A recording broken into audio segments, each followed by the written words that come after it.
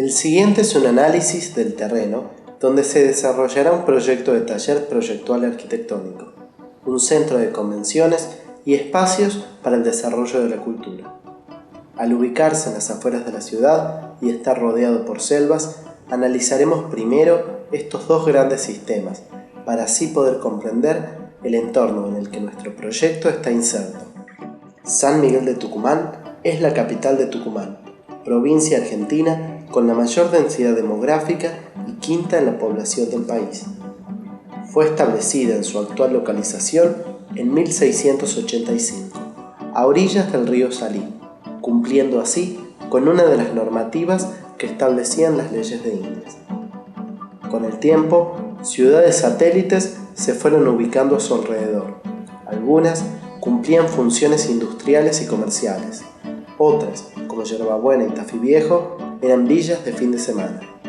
En la actualidad, la mancha urbana de todas estas ciudades se ha extendido y algunas se han fusionado, generando así lo que se conoce como el Gran San Miguel de Tucumán. Tucumán cuenta con un aeropuerto de uso nacional para el transporte de pasajeros e internacional para el traslado de producción. Cuenta también con una terminal de ómnibus, principal medio de transporte del país, ubicada a solo 6 cuadras del centro de la ciudad. También está comunicada con las otras provincias por medio de las rutas 9, 38, 157, entre otras.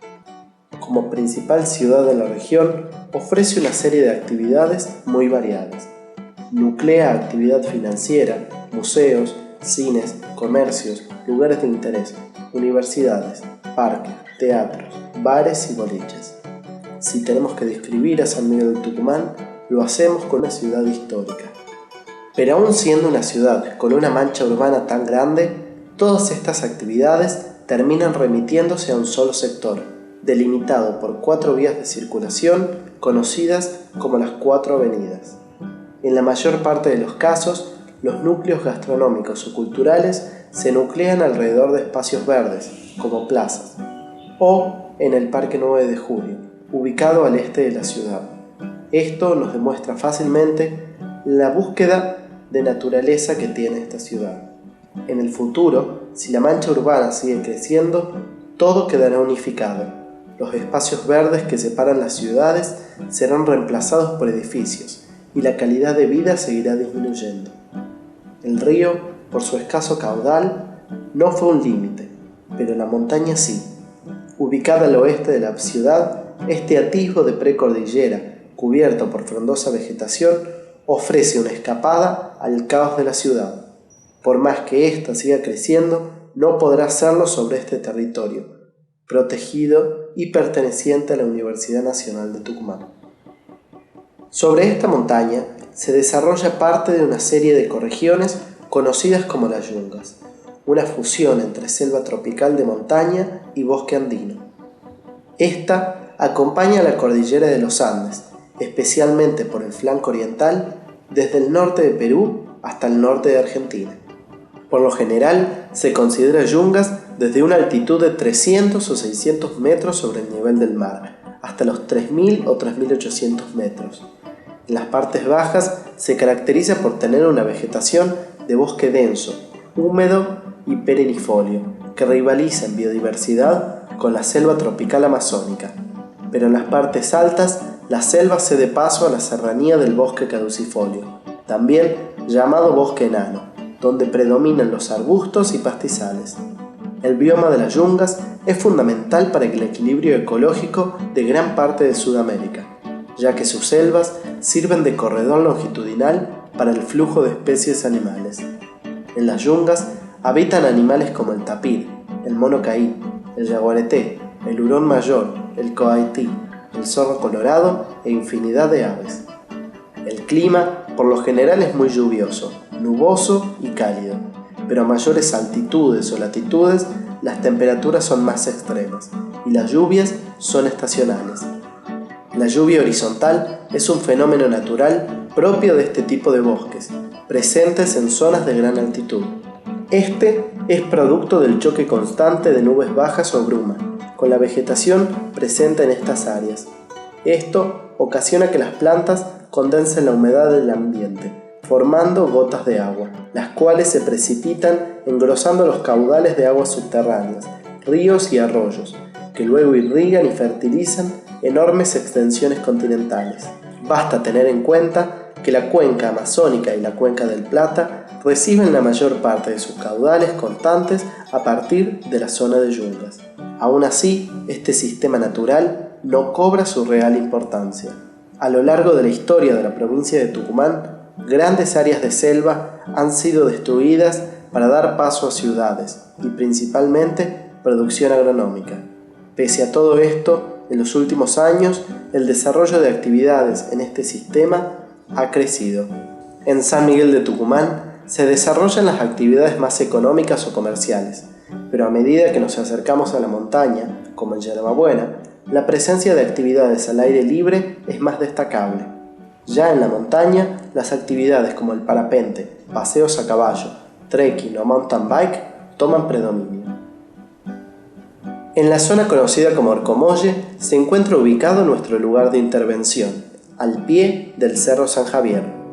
A una altura de entre 700 o 760 metros sobre el nivel del mar, nuestro terreno se desarrolla con una pendiente baja. Las vistas de la ciudad son posibles, pero principalmente están obstruidas por la vegetación. Una cuestión a considerar es el hecho de que el acceso al terreno se da por su parte baja. En otras épocas, todo este sector estuvo cubierto por las yungas, pero el avance de la ciudad la fue arrinconando contra la montaña. Las afueras se convirtieron en zonas cultivadas y una reducida cantidad de población se ubicó en este sector. Se generó así un espacio de frontera, transición, entre la naturaleza de la montaña y lo urbano de la ciudad. En 1952 se empieza a construir en este lugar, en territorio perteneciente a la UNT, la Ciudad Hospital, proyecto del Ministerio de Salud Pública de la Nación. Su propósito era asistir a los enfermos derivados de los centros sanitarios, albergar centros de formación para enfermeras y contener además pequeñas urbanizaciones para el personal médico. El proyecto fue pionero en la concreción de la arquitectura moderna en América Latina, pero resuelto con una arquitectura que se ajusta al medio, una síntesis arquitectónica del espíritu de la época y el espíritu del lugar, es decir, edificios concebidos entre la modernidad y su propio contexto físico y cultural. El golpe de Estado de 1955 marcó el fin del proyecto de la Ciudad Hospital y en el 58 el presidente Arturo Frondizi cedió a la UNT el uso definitivo y extensivo de todo lo construido en Orcomolle. El terreno se encuentra conectado con la ciudad por una ruta pavimentada en buen estado, a la que se puede acceder desde una rotonda al final de la avenida Perón. Un acceso secundario, pavimentado en su mayor tramo, pero con sectores de tierra, nos brinda otro acceso directamente de la avenida. Si bien es secundario, sirve para acceder a la reserva experimental de Orcomolle. Se puede acceder en vehículos, ómnibus de gran porte, moto o bicicleta. Un problema es que solo una línea de colectivos llega hasta este sector, y no con toda su flota, pero igualmente la zona cuenta con gran potencial. Si queremos economía y rapidez, podemos ir en transporte público hasta la ciudad de Yerbabuena y allí hacer un transbordo en taxi. Así, solo serán 5 los kilómetros que deben recorrer en este medio, una distancia factible, más si la comparamos con otros lugares de esparcimiento en las afueras de la ciudad, como San Javier o el Cadillal. Ahora vamos al terreno propiamente. De gran extensión y al pie de la montaña, 2 ríos lo circundan, generando un límite geográfico muy claro. Los caminos preexistentes podrían considerarse otro límite. Toda la arquitectura del predio se concentra alrededor de ellos, pero no por eso esta caminería realmente los conecta. En muchos casos pasa a escasos metros de un edificio, pero la conexión entre el camino y la arquitectura no está hecha. En otros casos sucede lo mismo, como en un sector dedicado a viviendas, pero esto es positivo desde el punto de vista de la privacidad. Por último, y como límite más importante, está la selva de las Yungas. Todo el complejo se encuentra rodeado de esta, tanto en su parte alta como baja.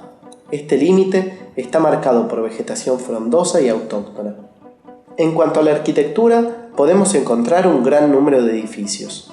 Al noroeste se encuentra el sector de viviendas, todavía en uso y de gran valor arquitectónico. Al oeste, el edificio que funciona como residencias universitarias, el más grande del predio y con un uso bastante intensivo. Al suroeste se encuentra la Escuela Universitaria de Agricultura y Sacarotecnia, que recibe a diario a cerca de 500 alumnos.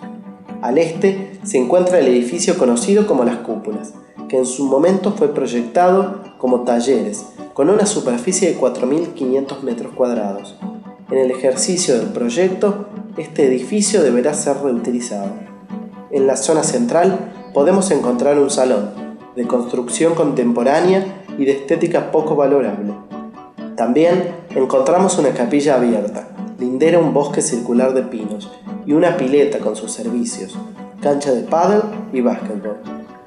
Luego de este análisis surgen algunas intenciones proyectuales. Frente a la presencia de edificios muy variados en el terreno, vincularlos físicamente, pero respetar su arquitectura. Integrar nuestros espacios verdes con las yungas y lograr el menor impacto ambiental. Crear un corredor de servicios, utilizando la capilla, pileta y los espacios de deporte preexistentes, que amplíe la oferta de actividades del lugar. Crear un centro de interpretación cambiante y variable, que no tenga un solo uso. Conservar íntegramente el edificio Las Cúpulas. Luego de conocer los problemas de la ciudad, con un crecimiento urbano imparable, o la ubicación privilegiada de nuestro espacio proyectual, con características rurales, o los problemas de las yungas, con deforestación constante, podemos decir que nuestro proyecto tiene que relacionarse con su entorno. Pero no hablamos de relacionarse con este solo desde el punto de vista formal o climático. La relación tiene que ser una respuesta a demandas y necesidades reales, una búsqueda de bienestar y calidad de vida. Queremos un proyecto que acerque la experiencia del contacto con la naturaleza a la gente y la convierta en algo palpable.